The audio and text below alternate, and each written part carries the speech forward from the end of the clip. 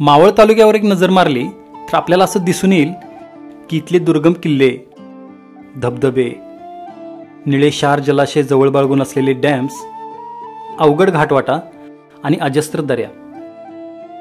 मावळाचं हे वर्णन म्हणजे पश्चिम घाटाचं प्रातिनिधिक स्वरूपातील वर्णन आहे असं आपण अधिकारवाणीने म्हणू शकतो. आपला पश्चिम घाट आहेच देखणा, आणि हे देखणे पण तर पावसाळ्यात ऐन तारुण्यात आलेल्या युवक युवतींच्या सौंदर्याप्रमाणे भासू लागतं. म्हणूनच पावसाळ्यात अख्ख्या भारतातील भटक्यांचा जत्ता पश्चिम घाटात गर्दी करताना दिसतो. हे सौंदर्य याची देही याची डोळा पाहण्यासाठी मन आसुसलं होतं. पाऊस थोडा हलका होण्याची वाट बघत होतो. पावसाने एकदाची उसंत घेतली आणि 2 दिवसात 2 किल्ले असा प्लॅन घेऊन बाहेर पडलो.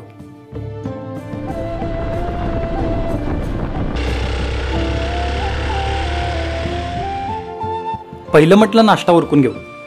एक ठिकाणी नाश्त्यासाठी स्टॉप घेतला. ही आहे अनलिमिटेड मिसळ. मावळात जागोजागी असे अनलिमिटेड मिसळचे हॉटेल्स तुम्हाला दिसतील. आता एक गोष्ट बोलू, हा एक काहीतरी नवीन प्रकार आता सुरू झाला आहे, अनलिमिटेड मिसळ. मिसळ हा नक्कीच अनलिमिटेड खाण्याचा प्रकार असू शकत नाही. 1 वाटी पातळ भाजी, 2 पाव, कांदा, लिंबू, बस.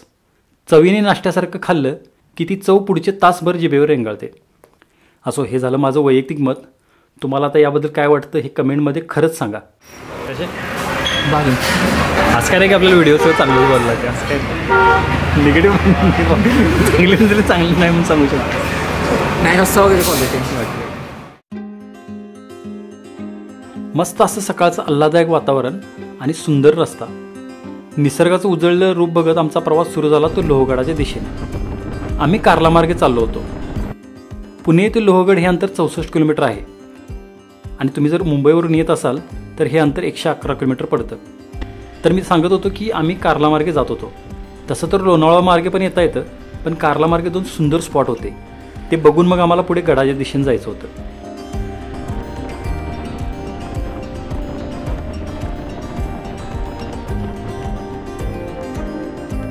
मित्रांनो, ज्यावेळी तुम्ही लोहगडाकडे जात असताय त्यावेळेला अजून एक दोन चांगले टुरिस्टिक स्पॉट आहेत. तर एक आहे भाजे लेणी. आता आम्ही भाजे लेणीच्या इथं आलो आहे आणि भाजे लेणीच्या बाजूलाच भाजे धबधबा पण आहे. पहिल्यांदा आता आपण भाजे लेणी बघूया आणि त्याच्यानंतर भाजे धबधबा कसा आहे तो पण बघूया आपण. चला पहिल्यांदा आता भाजे लेणीकडे जाऊया. या ठिकाणी प्राचीन बौद्ध लेण्यांचा समूह दिसतो. मौर्य काळात बौद्ध धर्माचा प्रसार करण्यासाठी बौद्ध भिक्षुकांच्या उपासना आणि राहण्यासाठी या लेण्या खोदण्यात आल्या. हे मुख्य चैत्यगृह आहे. यामध्ये एक मोठा स्तूप असून बाजूला लाकडी खांब दिसतात. चैत्यगृहाच्या बाजूला पण बौद्ध भिक्षुकांच्या राहण्यासाठी खोल्या आणि स्तूप आहेत. भाजे लेण्यांच्या बाजूलाच हा भाजे धबधबा आहे. आता थोडा पावसाचा जोर कमी होता त्यामुळे त्याचा प्रवाह कमी दिसत होता, पण भर पावसात हा मोठ्याने कोसळत असावा. लोहगडाकडे जाताना अजून असे बरेच छोटे मोठे धबधबे आपल्याला दिसतात, जिथे थांबून मजा घेऊन आपण पुढे जाऊ शकतो. तर लोहगडच्या पायथ्याशी येऊन पोचलोय आणि माझ्याबरोबर आज आहे अशोक, माझा साताऱ्यातला ऑफिस कलिग. याला तुम्ही एका रीलमध्ये बघितलं असेल माझ्या, तर इथं मी आता ते रील पण देतो. आणि इंस्टाग्राम अकाउंट आपलं फॉलो केलं नसेल तर इंस्टाग्राम अकाउंट पण फॉलो करा. तर आता आम्ही लोहगडच्या पायथ्याशीच आहे. इथं पार्किंग मिळतं तुम्हाला आल्यास. 2 प्रकारची पार्किंग इथं आहेत, म्हणजे 2 ठिकाणी तुम्ही गाड्या पार्क करू शकता. हे एक समोर दिसते, हे एक पार्किंग आहे आणि आमची गाडी आम्ही दुसऱ्या पार्किंगमध्ये लावलेली आहे. पार्किंगचे चार्जेस तुमच्याकडून 20 रुपये अशी प्रत्येकी घेतले जातात. तर आता इथून ट्रेकला आता सुरुवात करणार आहे. बाजूला बघितलं तर मोठा असा कडा दिसायला लागलेला आहे आणि इथं किल्ला फिरण्यासाठी पण काही चार्जेस आहेत, तर ते आता आपण पुढे गेल्यानंतर बघू. चला.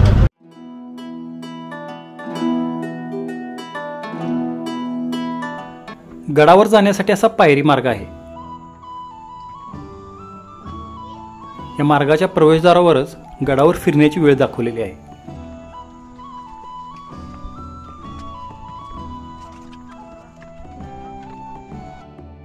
पुरातत्व खात्याने असा स्कॅनर दिला आहे, त्यावरून 25 रुपये प्रत्येकी तिकीट घेऊन गड फिरण्यासाठीचा प्रवेश मिळतो. पायरी मार्गावर तुम्हाला असे भाजलेले कणसांचे, शेंगदाण्याचे, चहा, भजी, वडा असे बरेच स्टॉल्स दिसतील. लोहगडचा हा ट्रेक काही फार मोठा नाही आहे. 20-25 मिनिटात आपण गडावरती येऊन पोहोचतो. तर आत्ता आपण गडाच्या मुख्य दरवाजाजवळ येऊन पोचलो आहे आणि हा पण दरवाजा जसं की आपण बघतो की छत्रपती शिवाजी महाराजांच्या गडावरती जी गोमुख शैलीतले दरवाजे असतात त्या पद्धतीचंच आहे. कारण येताना असा एक मोठा असा कर्व आम्हाला लागला, त्यामुळं आपण ह्याला गोमुख पद्धतीचा दरवाजा म्हणू शकतो. आणि पाठीमागे जर तुम्ही बघितलं तर दरवाजा अजूनसुद्धा भक्कम अशा स्थितीत आहे आणि दरवाजे पण अगदी सुस्थितीत आहेत. त्याच्यावरती मोठमोठे भाल्यांचे टोक तुम्हाला दिसतील, जेणेकरून त्याला समजा हत्तीकरवी वगैरे तोडायचं जर म्हटलं तर तो तोडता येऊ नये, त्याला नुकसान पोचलं जाईल.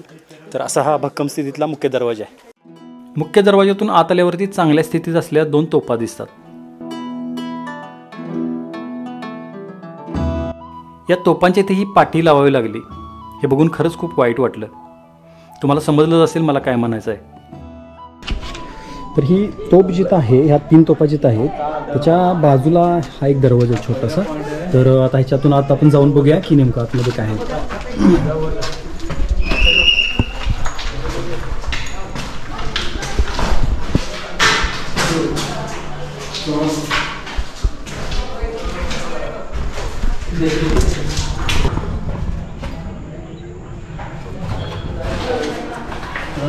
तर हा एक टेहळणी बुरुज दिसतोय. याच्यामधून बाहेरच्या संपूर्ण प्रदेशावरती नजर ठेवली जात असते. तर गडाच्या एका आता बुरुजावरती आम्ही आता आलेलो आहे आणि ह्या बुरुजावरती जर बघितलं तर अशा छोट्या छोट्या तुम्हाला देवळ्या दिसून येतील, ज्याच्यावरून समोरच्या प्रदेशावरती नजर ठेवली जायची.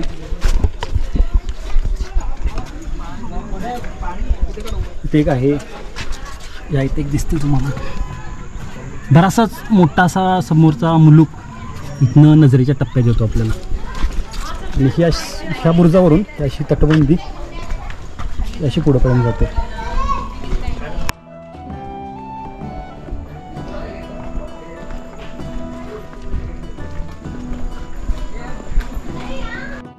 याच बुरुजावरून अजून एका बुरुजावर जाण्यासाठी पायरी मार्ग आहे.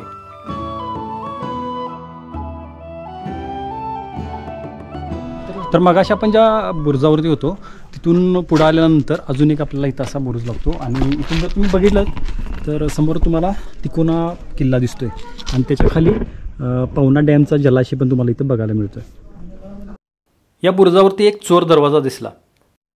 तर या बुरुजावरती असा हा मला चोर दरवाजाच दिसतोय. तर पुढं जर जाऊन आपण बघितलं तर या साईडला एक अशी एक वाट गेलेली आहे आणि इकडे समोर एक दिसते. पण आता काय झालं, इथं चिखल भरपूर आहे त्यामुळे तिथं पुढं जाता येणं काही शक्य नाही आहे.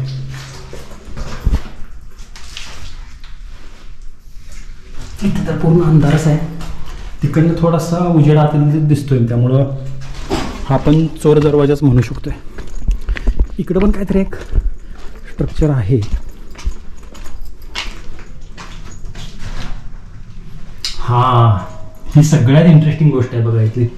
हे शौचकूप आहे बरं का. इथं बघा, ही शौचास बसण्याची जागा.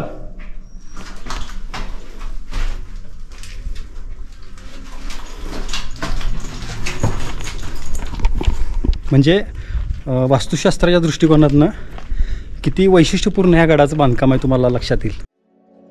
या बुरुजावरून आपण निघतो आणि अजून एका भक्कम पायरी मार्गावरून 2 नंबरच्या प्रवेशद्वाराजवळ येऊन पोहोचतो. तर गडाचा अजून एक मुख्य दरवाजा म्हणजे नारायण दरवाजा. त्यात नारायण दरवाजामध्ये आता आपण येऊन पोहोचलोय आणि हा सुद्धा तुम्हाला भक्कम अशा स्थितीमध्ये दिसतोय. नारायण दरवाजावरून एक छोटा ॲक्सेस वरच्या बुरुजावर जाण्याकरता दिला आहे.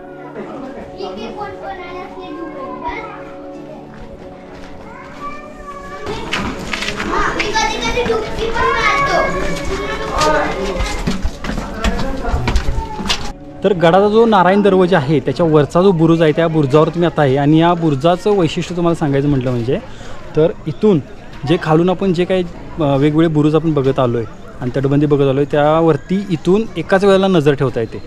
आणि समोर विसापूर फोर्ट पण इथून अगदी क्लिअर दिसतोय आणि पुढं तिकोना फोर्ट पण अगदी व्यवस्थित इथनं दिसतोय.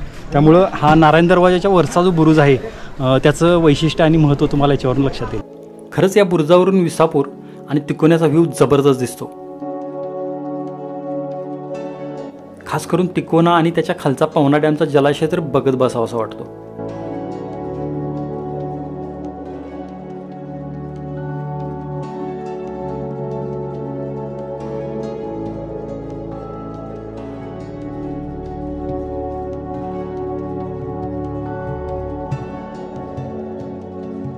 आता आपण येऊन पोचलोय हनुमान दरवाजाजवळ. तर बाकीचे जे 2 दरवाजे आपण बघितले त्याप्रमाणे हा सुद्धा दरवाजा अतिशय सुस्थितीत आहे, तुम्ही बघू शकताय. हनुमान दरवाजाच्या वरच्या भागात पाण्याची टाकी आपल्याला दिसून येतं. इथं आपल्याला पाण्याचं टाकं दिसते, एक आहे आणि पलीकडे एक आहे. पाणी तर स्वच्छ दिसतंय, पण मध्ये मध्ये जरा थोडे बॉटल वगैरे असं. अरे दारिद्र्य लेफ्ट साइड म्हणजे इकडं तेच आहे, पण दरवाजा लावून बंद केले. आता मी येऊन पोहोचलो होतो महादरवाजाजवळ. हा दरवाजा सुद्धा तुम्हाला गोमुख शैली दिसून येतो.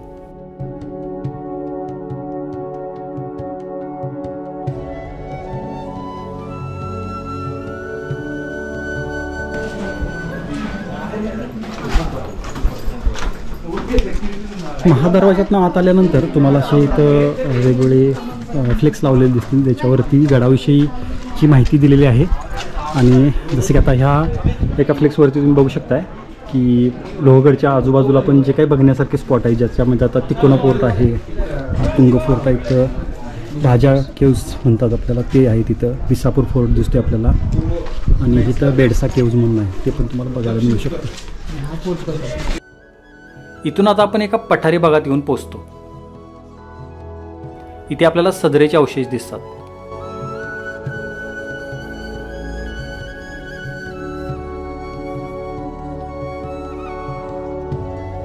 इथूनच पुढे आपल्याला महादेव मंदिर, त्र्यंबक तलाव आणि विंचूकड्याकडे जाता येतं.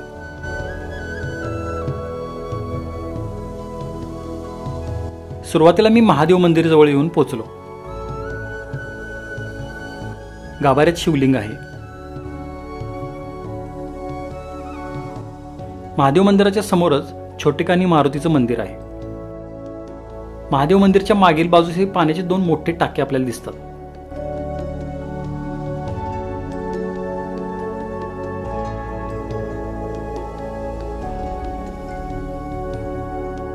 आता आम्हाला गडाचा सर्वात महत्त्वाचा भाग आणि आकर्षणाचं केंद्र असणारा विंचू काटा बघण्याची वेध लागले होते. पावले आता झपाझप त्या दिशेने चालू लागले.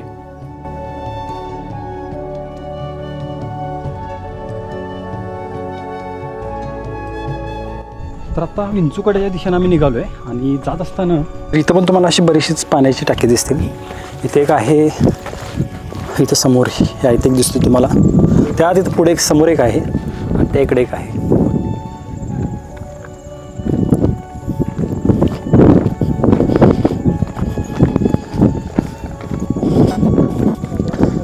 वाह, क्वालिटी सीन झाली, मस्त झाली. आता वातावरणाने एकदमच कुस बदलली. वारा वाहू लागला, त्यावर डोलणारी कारवी आणि वाऱ्यासोबतच धुक्याचे लोट गर्दीतून गडावरती जमायला लागले. आता आम्ही विंचूकड्याचा जिथं व्ह्यू पॉईंट आहे, म्हणजे विंचूकडा जी तुम्ही व्यवस्थित बघता येतो, तर त्या पॉईंटवरती आता आलो आहे. आणि पावसामुळं सध्या तरी विंचूकडा बंद ठेवलेला आहे तिकडे जायचं. तर इथूनच तुम्हाला विंचूकडा कसा दिसतो त्याचा एक सुंदर व्ह्यू तुम्हाला इथून दाखवतो. समोरच्या मुलकाच्या दिशेने डोंगराचा एक हिरवागार सुळका विंचूकाटा नावाने झेपावला होता. विंचवाच्या नांगीसारखा याचा आकार, त्यामुळे याला विंचूकाटा असं म्हटलं जातं.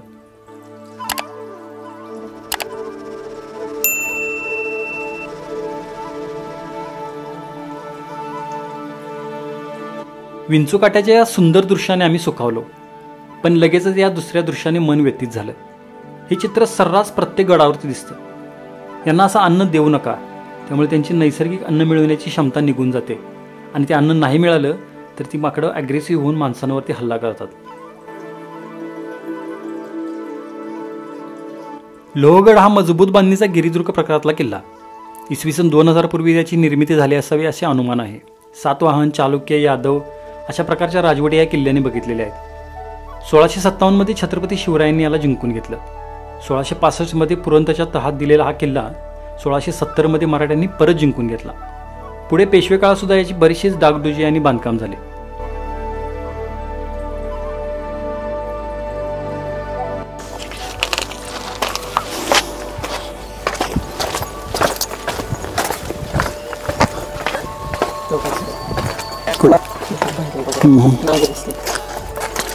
विंचू काट्यापासून पुढे आल्यावरती अजून एक पाण्याची टाकी दिसली. अरे पाण्याची टाकी आहे.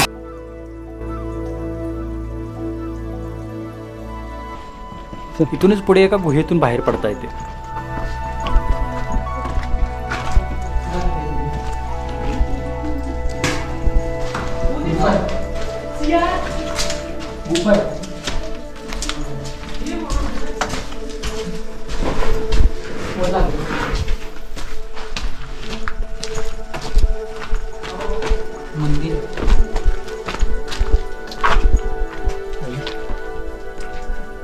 लक्ष्मी. तर आत्ता जे आपण हे गुहा सदृश्य भागातून आलो त्याला लक्ष्मी कोटी असं म्हणतात. आणि त्या लक्ष्मी कोटीच्या बरोबर बाजूला जर तुम्ही बघितलं तर इथं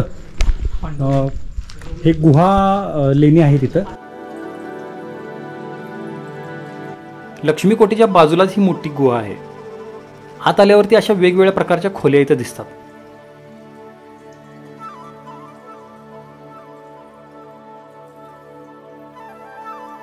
तर आत येऊन बघितलं तर हा एक असा गुहासमूह आहे आणि एकाच कातळाला खोदून ह्या वेगवेगळ्या गुहा इथं तयार केलेल्या आहेत.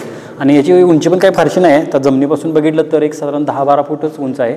10-12 फूट पण नाही, मला वाटतं एक 7 ते 8 फूट उंच आहे. आता मी इथं बसलं तर हे माझ्या हाताला इथं टेकायला लागलेलं आहे. या गुहेपासून पुढे आल्यावर घोड्यांना बांधण्याची जागा म्हणजेच घोड्यांची पागा दिसली.